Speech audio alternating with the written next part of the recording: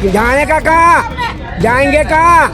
क्या बच्चे बाल बच्चे भूखे प्यासे, इनके तुम्हारा खुद चला जाएगा। सरकार का कहा जाता है दादा का जो बुलडोजर है वो चल रहा है। यहाँ पे 300 से ज़्यादा मकान थे, नोटिस दी गई थी। और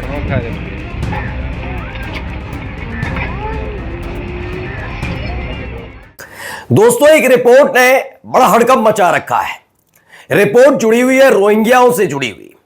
रोहिंग्या जिनको लेकर लगातार दावा और खासकर बीजेपी की तरफ से किया जाता है कि हमारे देश में बहुत सारे बांग्लादेशी हैं, बहुत सारे रोहिंग्या हैं। वो बात अलग है कि पिछले 11 बरस से इन रोहिंग्या और बांग्लादेशियों की समस्याओं को पूरा हटा नहीं सके।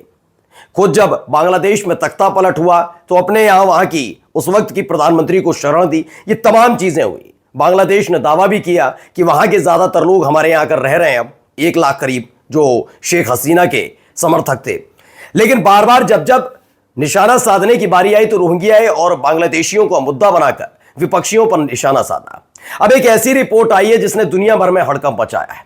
खबर यह है कि जिन रोहिंग्याओं का दावा किया जाता है उन्हें जब यहां से भगाया जा रहा था या निर्वासित किया जा रहा था, उस दौरान कई रोहिंग्याओं को समंदर में फेंक दिया गया। यह बात में कितना दावे में सच्चाई है, क्या है, इस तमाम चीजें आज आपको दिखाऊंगा। लेकिन उसके साथ साथ आज मैं आपको एक चीज और दिखाने जा रहा हूं कि देखिए फिर से उसी पर आ गए ना ये हिंदू मुसलमान, मदरसे तोड़ो, ये कर दो वो कर दो। वो एक जगह जगह तमाशे शुरू हो चुके हैं। वो तमाशे की तस्वीरें भी आपको दिखाऊंगा। एक एक खबर आप देखिएगा और पहचानिएगा कि इस पूरे घटनाक्रम के बाद भारतीय जनता पार्टी में और इस सरकार में क्या सुधार हुआ है। नमस्कार, मैं हूं प्रज्वल गौतम और आप देख रहे हैं the live TV. The live TV, सच सबसे आगे। मैं ये नहीं कहता कि हमारी सरकार हर एक के प्रति जवाबदेह हो सकती है। यह हमारे सरकार का, हमारे देश का फैसला है। लेकिन यह बात भी सच है कि जब वही सरकार संकट में के समय में एकजुटता की अपील करे और जब संकट निकल जाए तो जिन्होंने एकजुटता दिखाई थी उन्हीं के खिलाफ गंदगी फैलाने लगे, तो यकीन मानकर चलिए वो चाहे सरकार हो या कोई पार्टी हो, कभी सगी नहीं हो सकती। कुछ ऐसा ही हो रहा है। कैसे होगा वो मैं आज आपको दिखाऊंगा। पहले देखिए तमाम सवाल उठ रहे थे अब तक, और अब क्या हो रहा है, रोहिंग्याओं को लेकर एक मुद्दा उठाया, उस पर भी अभी स्पष्ट जवाब नहीं दिया जा रहा है। द वायर की खबर है, संदिग्ध हालत में पोर्ट ब्लेयर से ले जाने के बाद रोहिंग्या शरणार्थियों को एक भारतीय नौसैनिक जहाज पर चढ़ाया गया, फिर उन्हें म्यांमार के नजदीक समुद्र में फेंक दिया गया। यह प्रणव रॉय की रिपोर्ट है। द वायर ने इस खबर को छापा और यह खबर मैं अभी एक दिन पहले भी आपको दिखा चुका था, जिसमें यूएन एजेंसी यानी संयुक्त राष्ट्र की एजेंसी का भी जिक्र था। यह अपने आप में एक बहुत बड़ा आरोप समझ लीजिए। क्या आरोप है इसमें? खबर में लिखा है, मेरे भाई यानी म्यांमार में हमारे गांव को चलाए जाने के बाद भारत आए थे। पैरों में घाव होने के बावजूद उन्होंने भारत पहुंचने के लिए कई दिनों तक पैदल सफर किया था। इस दौरान हमारे माता पिता की मौत हुई, उन्हें रास्ते में ही दफनाया। दिल्ली आने के बाद वो बस किसी तरह से जी पा रहे थे। पिछले दिनों जब दिल्ली पुलिस आई और कहा कि बायोमेट्रिक के लिए चलना है तो उन्होंने भरोसा कर लिया और चले गए। वहीं आखिरी बार था जब हमने उन्हें देखा। ये बताया गया है और इसके क्या क्या एक चीजें हैं, यकीन मानकर चलिए सुनने के बाद आप हिल जाएंगे अंदर तक। मैं ये नहीं कह रहा हूं कि जो दावा है, ये रिपोर्ट है, ये 100% सच है, ये नहीं है बात। लेकिन अगर ऐसी कोई रिपोर्ट आई है तो उसका जवाब इसलिए देना होगा क्योंकि ये मसला संयुक्त राष्ट्र से भी जुड़ा हुआ है, इसमें लिखा हुआ है बाकायदा।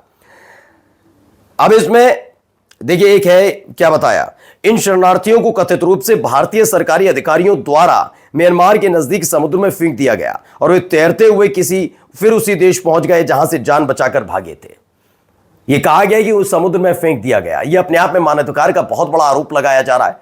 एक ऐसे वक्त में जब भारत पाकिस्तान के बीच हुए तनाव के बाद आप किसी देश को उठाइए, किसी देश ने भारत का साथ नहीं दिया। ये नहीं कहा कि हम तुम्हारे साथ खड़े, पाकिस्तान को मुंह तोड़ जवाब दो। वो बात अलग है कि चीन, तुर्की और अजरबैजान जैसे देशों ने खुले तौर पर पाकिस्तान का साथ दिया।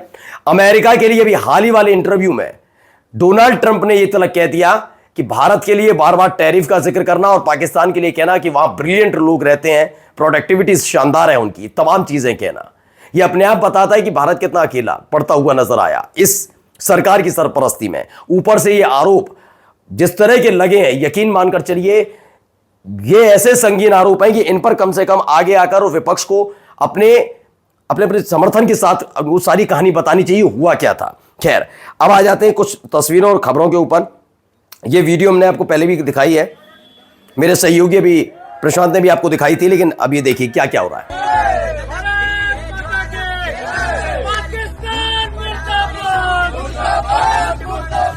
मैं क्या दिखा रहा हूं उसमें भी आपको बताता हूं। एक जगह दावा किया गया है कि सऊदी अरब का राष्ट्रीय ध्वज, जिस पर कलमा भी लिखा हुआ था, दावा है, उसे पैरों से कुचला जा रहा है। लेकिन जिन्होंने पैरों से कुचला, क्या वो गिरफ्तार हुए? गिरफ्तार हुए? सऊदी अरब हमारा दोस्त है या नहीं है? चलिए सऊदी अरब को भी थोड़ी देर के लिए साइडलाइन रखते हैं। कलमा जो किसी भी धर्म के लिए बहुत महत्वपूर्ण, एक मुस्लिम धर्म के लिए बेहद महत्वपूर्ण होता है, पवित्र माना जाता है। जैसे हमारे लिए पुराण है, वेद हैं, रामायण है, महाभारत है, वैसे उनके लिए कलमा भी बहुत महत्वपूर्ण है। तो क्या यह माना ना जाए कि हमारे देश के मुस्लिम समुदाय से ताल्लुक रखने वाले लोगों की भावनाएं आहत हो सकती हैं? लेकिन यह जायज करार दिया जा रहा था। कितने लोगों की गिरफ्तारी अब तक हुई है? यह बहुत पुराना वीडियो है, मतलब पुराना का मतलब 4, 5, 7, 10 दिन पुराना है। लेकिन दूसरी तरफ ये देखिए वीडियो दूसरी, अब आप समझेंगे। देखिए पहले वीडियो। भाई एक मिनट भाई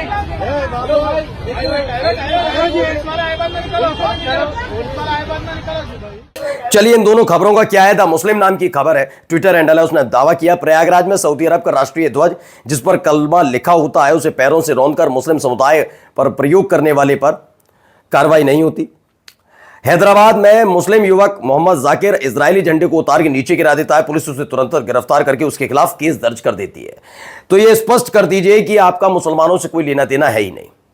ये कहिए रहे खुले तौर पर ही सरकार, क्योंकि भाई अभी तक लगता होगा लुच्चे जो आते हैं अपने आप को हिंदूवादी बताते हैं, वो करें तो बात अलग थी। जब पुलिस ये कार्रवाई कर रही है तो कहीं ना कहीं ये सरकार के मंशा के अनुरूप होगा। और सरकार की मंशा ये है कि एक तरफ कलमा लिखा हुआ और सऊदी अरब का झंडा जिसे लेकर दावा किया जा रहा है, उसे कुचलने वालों के खिलाफ कार्रवाई ना हो और इजराइल के झंडे को नीचे गिराने वाले को गिरफ्तार कर लिया जाए। तो आप इजराइल के साथ हैं और समूचे मुसलमानों के खिलाफ है, यह स्पष्ट कर देना चाहिए। आइए अब एक वीडियो दिखा रहा हूं, ये देखिए। मैं माफी मांगना चाहता हूं कि मेरे से जो गलती हुई उसके लिए आप मुझे प्लीज माफ करें, ताकि मुझे भी जन्नत नसीब हो। ये देखता नहीं है कि ये हिंदू है या मुस्लिम है, लोग काम देते हैं या काम करते हैं। तो नेचुरल है कि हमारे साथ में भी बहुत सारे लोग ऐसे जुड़े हुए हैं, मुस्लिम लोग हैं जो बहुत सारे हैं। अगर मेरे पास भी वर्कर देखो तो भी मुस्लिम है, कुछ व्यापारी हमारे भाई देखो तो भी मुस्लिम है। अब ये क्या खबर है? खबर ये कि अहमदाबाद के एक होलसेल कपड़ा व्यापारी ने कार्यक्रम में मुसलमानों के खिलाफ हेट स्पीच दी थी, जो भी मैंने आपको सुनाई। मामला यही रहता तो शायद सवाल लेते, लेकिन गड़बड़ तब हो गई जब माफी मांगी गई है। उसके बाद ये देखिए क्या क्या हुआ। उसके बाद माफी मांगनी पड़ी, बताया गया, माफी मांगी। ये इस तरह का जो हालात है किसने पैदा किए हैं, इस पर सोचना होगा। देखिए यहां पर भी अब जरा सुनिए बुजुर्ग क्या कह रहे हैं। इन पे जुलम हो गए, इनका खुद चला जाएगा। जाने का कहाँ, जाएंगे कहाँ? क्या बच्चे, बाल बच्चे भूखे प्यासे, इनके तुम्हारा खुद चला जाएगा। हाँ, वोट लेना आओगे तो हम फकीर, तुम्हारा न खुद चला जाएगा। गरीबों की दुआ नहीं बदुआ लगेगी तो मकान तो कहाँ जाएंगे? अब बीमारी हालत है, कहाँ जाने का? सरकार का कहा जाता है दादा का जो बुलडोजर है वो चल रहा है। यहाँ पे 300 से ज्यादा मकान थे, नोटिस दी गई थी। तो आपने देखा सब कुछ तबाह कर दिया गया है, गिरा दिया गया है, ध्वस्त कर दिया गया है। क्यों किया गया वो बताऊंगा। अशरफ हुसैन है, उन्होंने लिखा गुजरात के अहमदाबाद के बापूनगर में मस्जिद समेत कई घरों को अवैध निर्माण बताते हुए प्रशासन ने बुलडोजर चलाया। जिनके घर थे उनकी भी आपने बात सुनी ली। उन्होंने कहा कहाँ जाएंगे, किससे कहेंगे, क्या करेंगे। देखिए इसको लेकर द मुस्लिम का एक ट्विटर हैंडल से ट्वीट किया गया है कि गुजरात के अहमदाबाद के बापूनगर में 15 मई को ये कार्रवाई होती है। दावा यह है कि 20 साल पुरानी मस्जिद और गरीब मुस्लिम बस्ती को अवैध बताते हुए प्रशासन ने बुलडोजर चला दिया। इस तरह की कार्रवाइयां लगातार चल रही है। अब आते हैं जरा इन वीडियोस को देखिएगा। ये आराम से घूमती हुई महिला, नाम जानते हैं ज्योति मल्होत्रा, पाकिस्तान ये कि यात्रा पर मैं यहाँ गई, मैं वहाँ गई टाइप का। पाकिस्तान में ये लिखा हुआ भी जायका, जो लाहौर का जायका ऑफ लाहौर पाकिस्तान, ये वहाँ लोगों के साथ बैठकर जायका उठाते हुए। अब ये है कि क्या इसका घर, मकान, दुकान बुलडोजर से तोड़ा जाना है? इसके घर वालों से कोई कुछ कहना है? या ये सारा खेल सिर्फ अवैध निर्माण मुसलमान ही करते हैं? जाकिर अली त्यागी लिखते हैं कि पाकिस्तान के लिए जासूसी करने के आरोप में गिरफ्तार की गई ज्योति मल्होत्रा पाकिस्तानी ट्रेन और रेस्टोरेंट में पूरे भौकाल के साथ रील्स बना रही हैं। पाकिस्तानी हाई कमीशन की तरफ से दावतें उड़ाती हैं। मरियम नवाज से मिलती हैं, हाई कमीशन के अधिकारियों से मिलती हैं। मोटी कमाई के लिए देश की सेना व देश की सूचनाएं पाकिस्तान को सौंपती रहीं। आज हिसार से गिरफ्तार किए गई, वो बात अलग है, लेकिन इन सब के बीच इनका क्या होगा? एक तस्वीर भी आई है, एएनआई की वीडियो है, इसलिए हम सिर्फ तस्वीर आपको दिखा पाएंगे। तस्वीर देखिएगा कैसे बुलडोजर खुरच रहा है सब कुछ। अलग अलग तस्वीरों के जरिए हम आपको दिखा रहे हैं, स्क्रीनशॉट ही दिखा पाएंगे।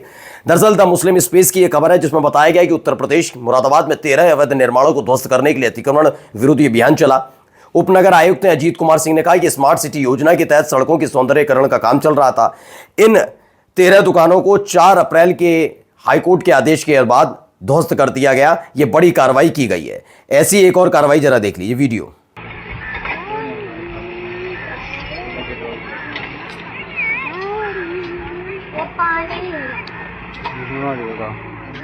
तो पीएन राय लिखते हैं, योगी आदित्यनाथ की सरकार ने पिछले एक हफ्ते में 225 गैरकानूनी मदरसा, 30 मस्जिद, 25 मजार, 6 ईदगाहों को नष्ट कर दिया। सबसे ज्यादा 110 मदरसा नेपाल से सटे श्रावस्ती जिले में गिराए गए। 35 सिद्धार्थनगर, 30 बलराम नगर और 29 महाराजगंज में नष्ट किए गए। सवाल ये उठता है कि ये मदरसे ही क्यों, ये मस्जिद और मजार और ईदगाह ही अवैध तौर पर बनी थी और किसी धर्म का पवित्र स्थान या इबादत गाह या फिर तालीम गाह वहाँ पर ऐसे नहीं बनी हुई थी? ये सवाल उठना लाजमी है। खैर, नज़र जिसके चश्मे पे ही हिंदू मुसलमान लिखा हो तो कार्रवाई वैसे होना लाजमी है। अब आइए एक खबर निकल कर आई है, पहले देखिए। बहरा सालार मसूद गाजी की दरगाह पर लगने वाले मेले पर जारी रहेगी रोक, हाईकोर्ट ने नहीं दी इजाजत। ये खबर निकल आई। इसमें बताया जेठ मेला पर रोक बरकरार, हाईकोर्ट ने कहा राज्य सरकार का निर्णय उचित है। इसे उचित बता दिया गया है कि जो कुछ किया गया कार्रवाई बिल्कुल ठीक कार्रवाई की गई थी। क्या तथ्य रखे गए होंगे ये पता नहीं, लेकिन ये बता दिया गया। अब एक बार फिर से डोनाल्ड ट्रंप सामने आते हैं और क्या बयान दे रहे हैं जरा एक बार आप लोग सुन लीजिए। इसमें इन्होंने बताया है, ट्रंप ने फिर कहा कि भारत पाकिस्तान जंग रोकना मेरी सबसे बड़ी सफलताओं में से एक है। हालांकि मुझे इसका क्रेडिट नहीं मिला। दोनों देशों के बीच हालात गंभीर हो गए थे। मैंने परमाणु हमला होने से रोका है। मैंने जंग रोकने के लिए व्यापार का इस्तेमाल किया। 7 दिनों में ट्रंप ने 6ठी बार ये कहा है। लेकिन अंधभक्त और बीजेपी के नेता कह रहे हैं वो तो सफाई दे चुके हैं, जबकि वो सफाई नहीं दे चुके हैं। उसमें वो साफ साफ बता चुके हैं कि हाँ, मैंने ही जंग रुकवाई।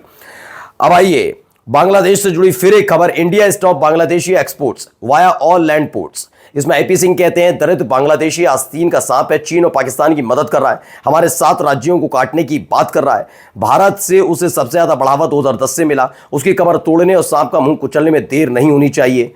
ये एक दावा ये भी करते नजर आते हैं। और जाते जाते खबर गुजरात के एक मंत्री के बेटे की, जिस पर 71 करोड़ मनरेगा से जुड़ा हुआ 71 करोड़ का स्कैम सामने आया है।